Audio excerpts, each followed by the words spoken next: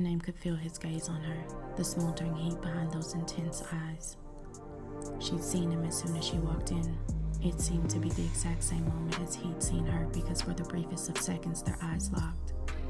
In that fleeting look, he made so many promises, promises Your Name had no doubt he'd be able to keep. Now, as she swayed her hips on the dance floor, she didn't have to look at him to know his full attention was on her.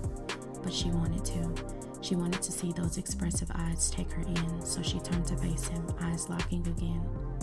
Your Name continued to sway her hips to the slow melodic music as his eyes dropped down to watch them, follow them, but it felt more to her as if he was manipulating them, pushing and pulling them with his gaze. Your Name felt heat against her back as someone stepped up behind her, and those eyes in front of her turned deadly. She watched as he stood, making his way over. When he made it to her, he reached out, grabbing her by the neck and pulling her to him. Your Name gasped as she looked up at him, but those eyes were screaming murder at whoever was behind her. Beat it. Your Name reached up and ran her thumb over the scar at the corner of his mouth, trying to calm him down. Toji took her wrist in his hand as he leaned down to speak directly in her ear. You know better. Your Name bit her bottom lip before smirking at him when he pulled away. Do I? If I remember correctly, we're just having fun. You don't own me, Toji.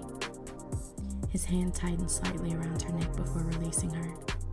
Your Name was no fool. As much as he liked to pretend that what went on between them was just fun between two consenting adults, and he didn't care what she did when he wasn't around, she knew that was a lie, because he'd started falling into more of these jealous fits. Toji stared down at her. Then I'll find someone who does know better.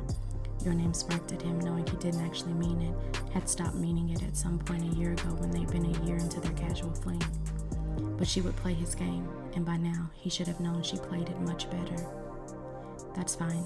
You have fun with that. I'm going to go find my dance partner and see if he wants another dance, or to get out of here. Your Name heard Toji growl within his throat before picking her up and throwing her over his shoulder.